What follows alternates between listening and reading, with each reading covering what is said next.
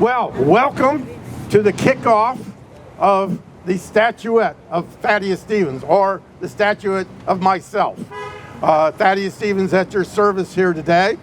156 years ago today, I died, okay?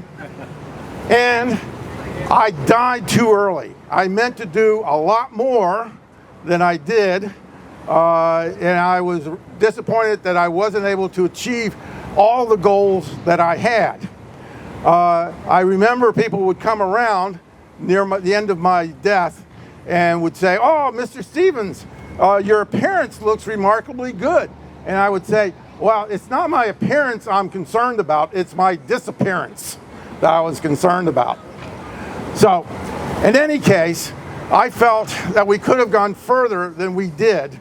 We went incredible distance in the years from 1861 to 1868. We eliminated slavery, and we began the process of creating a more equal society with the passage of the 14th Amendment and then later the 15th Amendment. But as people who know me, I was rather dissatisfied with that.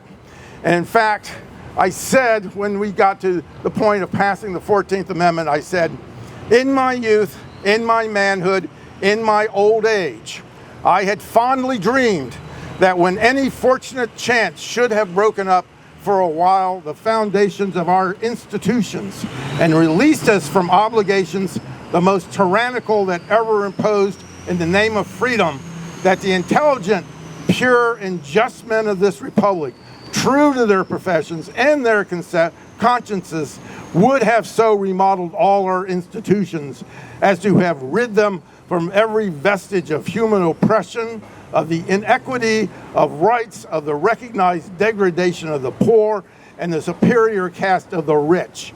In short, that no distinction would be tolerated in this purified republic but what arose from merit and conduct. This bright dream has vanished like the baseless fabric of a vision.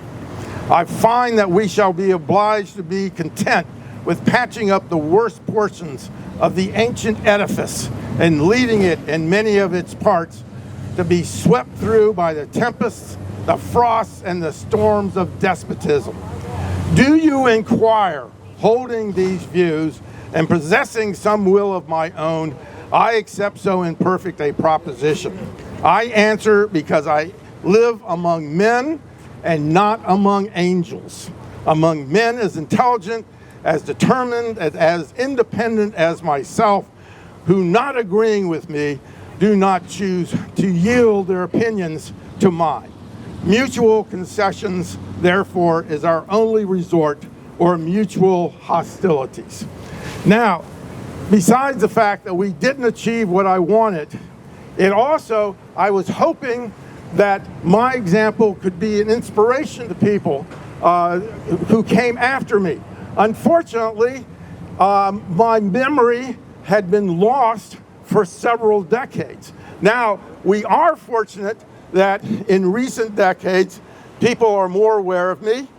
We actually have a statue now 2 blocks from here, and we have this fine museum, which I would encourage you to roam through and see letters that you can't read of mine, and also stoves that were made at my money-losing iron mills. But I would have to say that there is a much higher knowledge about myself, and a lot of that's because Gettysburg Borough has helped out in that. And we actually have here today with us the mayor of Gettysburg, Rita Freeling. And she actually has like a little shrine to me outside of her office, which I greatly appreciate. And we would like to present to her one of the statues that this is a statue of me up there holding the 14th Amendment, my greatest achievement. So thank you very much for all your support. Would you like to say a few words? Yes, just a few words. Okay. I grew up in Gettysburg. And you see that sign across the street? I used to read it all the time. So thank you, Mr. Stevens. Because of you, that's why I went to law school. That's great. That warms my heart. Yes, because you're one of the reasons I went to law school.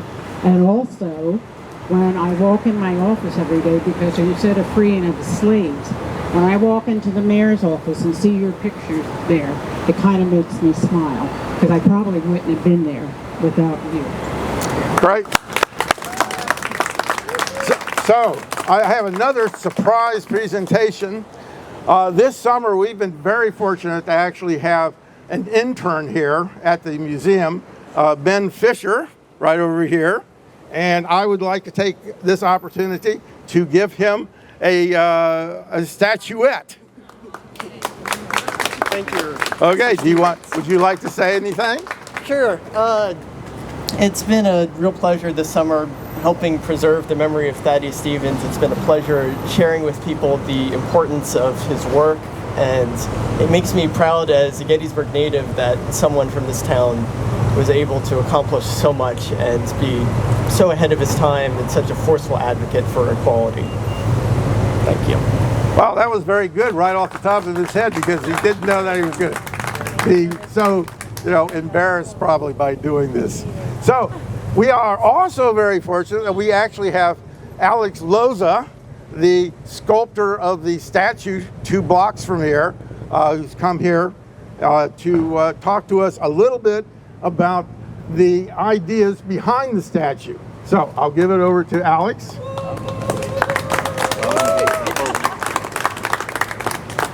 Thank you, Ross. Thank you, Thaddeus. Okay, thank you.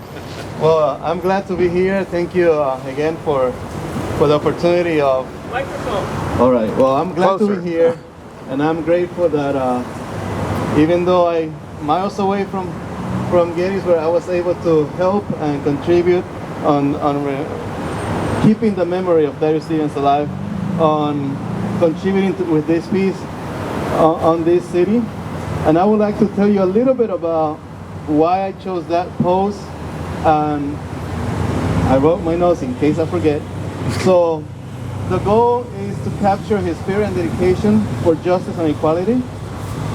Stephen is showing that he's taking a determined step forward, which with his jacket slightly open. And this is symbolizing that he was fighting or pushing through the winds of probably that he was facing opposition or any other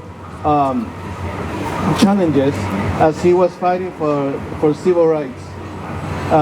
You see in his hand, he's holding the 14th Amendment closer to his heart, reflecting his crucial role in its creation. You can also see that he has a very determined gaze, and his head is slightly tilted. And the purpose of that was because I wanted to show that he was always listening to the people, because he was always for the people and with the people. So with that, I wanted to kind of like highlight his commitment to listening and representing the people by earning, and which helped him earn his title of the Great Commoner. You can also notice that his left hand is he's putting his weight on his club foot, which maybe for some people was a disability, but I wanted to show with that pose that he was getting his strength from there, and that he was showing his physical resilience on that, and signifying his strength to be resolved despite his lifelong disability. The placement of the sculpture, instead of putting him on a pedestal, we wanted to put him on the ground to represent his dedication to serve people and be among the people. And this way we reinforce his lifelong mission to promote equality and justice above everyone. Okay, thank you. Before I end this, I just want to make sure, when you get your statuette, and I guess everybody here will be buying a statuette, make sure that you have like a little envelope. You can see this sort of envelope on the edge, and that has a label in it that you can attach to the statue, designating it as the Thaddeus Stevens statue. So that is the end of our program. Thank you very much, and you're welcome to come in and have some chips and a few pizza rolls that I just cooked up, and you know, we also have Cokes and water there that you also can have, and you can look around the museum. Thank you very much for coming out.